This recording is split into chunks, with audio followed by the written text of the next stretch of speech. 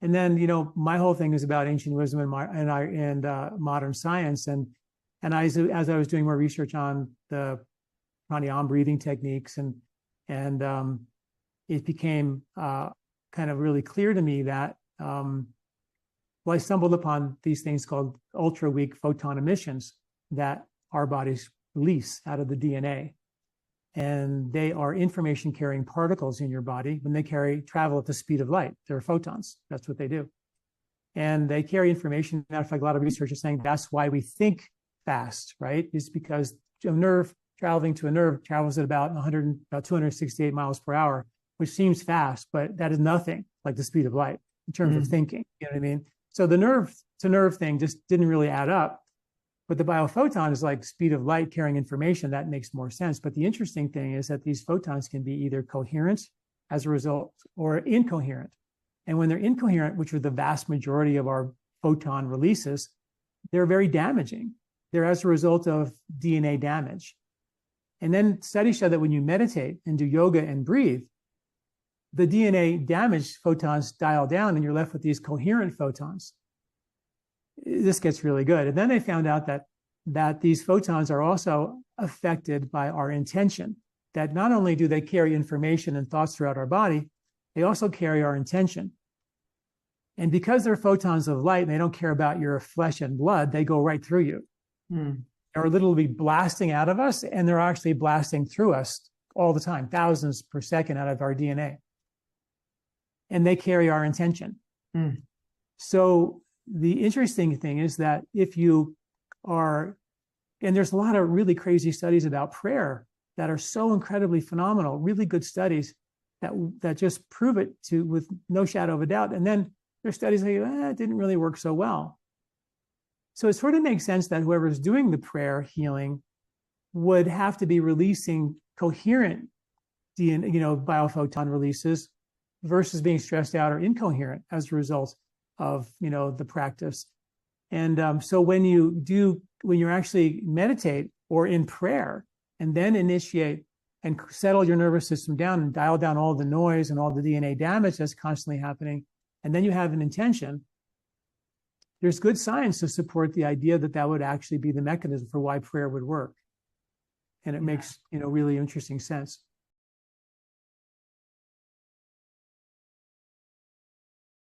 Well, that's an interesting point because they live by definition. A photon of light is either a particle or a waveform, right? So a lot of science beyond the double slit theory and studies they used to do years ago, and they would find that they clearly see that the photons would actually manifest themselves as frequencies of light or a particle of light. And that is kind of really neat because from the Ayurvedic perspective, the cause of disease is something called pragyaprad, which means the mistake of the intellect, where the mind starts to think of itself as separate from the underlying field of intelligence that we come from. So the idea is that and quantum physicists has pretty much theorized again and again and again that there's an underlying field that manifests into matter, but when that matter forgets that it came from that field, it loses its connection to the source.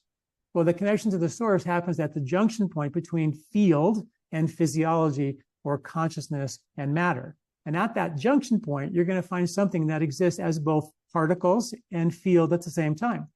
And that is photons of light. So these photons are at the gap in this way. They're at the gap. So that's sort of like, we're beings of light. People say it's metaphysical and people like roll their eyes, but we are. We are carrying particles of light as information particles that can enlighten us, literally. They can change our vibration, they can change our frequency, but they can also do damage if they're released by DNA that's under huge amounts of stress, partly because the life we live, the stress we live, the world we live, and the lack of breathing we do. All of that can contribute to some pretty significant DNA damage.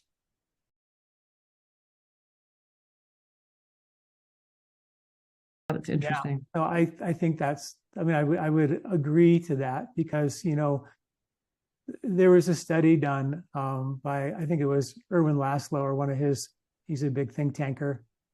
And he said that if you took a hurricane and it blew into a junkyard, and the hurricane assembled a perfectly working airplane, that is how impossible it would be for everything that we see on this planet to be random.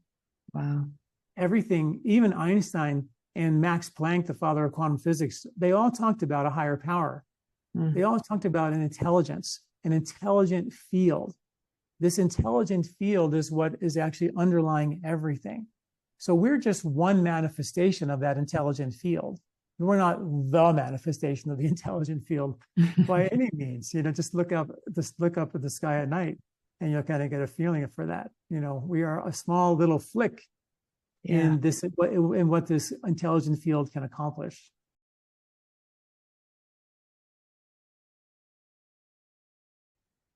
Yeah, 100%. We are, and at the same time that we're this little tiny point, we're also everything at the same time.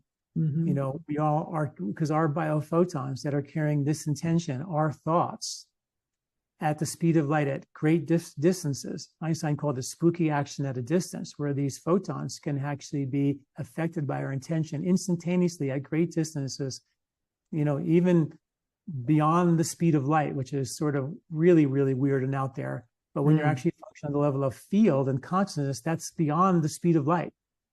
And that's the level of quantum understanding that is still like completely like, whoa,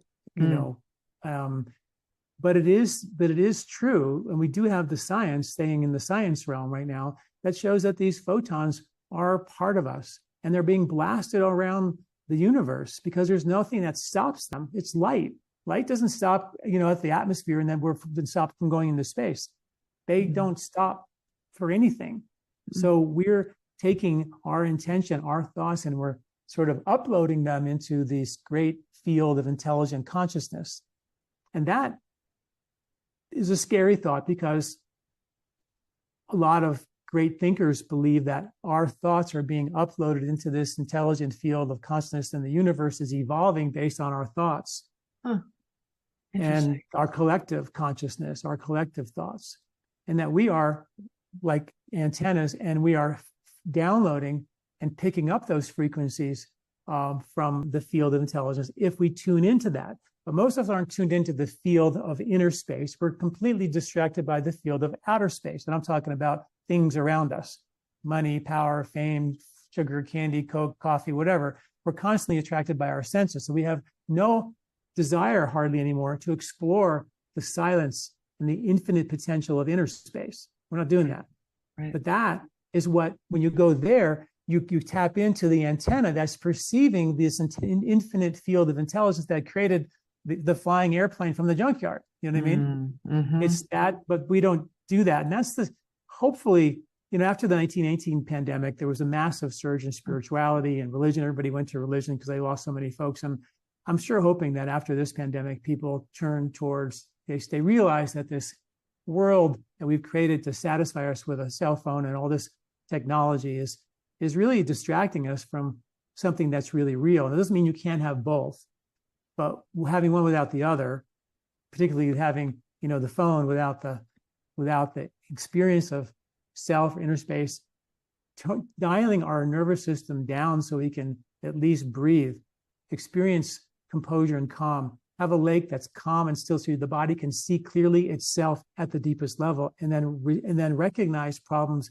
as problems at the deep level and repair spontaneously at the deep level. That's what we're designed to do. But when you're so distracted and there's DNA damage as a result of that, we pay the price with disease and degeneration and then so on, things like that.